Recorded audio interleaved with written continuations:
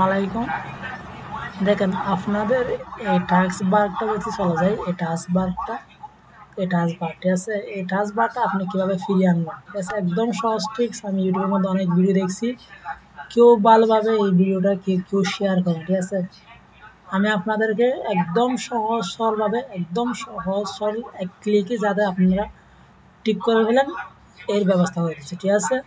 সেই জন্য আপনারা কোথায় যাবেন, আপনাদের কিবোর্ডে যাবেন, কিবোর্ডে উইন্ডোজ এবং এক্সের এক্স, ঠিক আছে, ওই বাটনটা একসাথে ক্লিক করবেন। দেখেন, ক্লিক করবেন, এখানে আসার পর টাস্ক বার যাবেন, টাস্ক বার।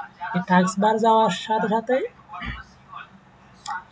এখানে অনেকগুলো অপশন আছে, ঠিক আছে। এই অনেকগুলো অপশন থেকে আপনি স্ক্রল করবেন, স্ক্রল করতে করতে করতে করতে করতে করতে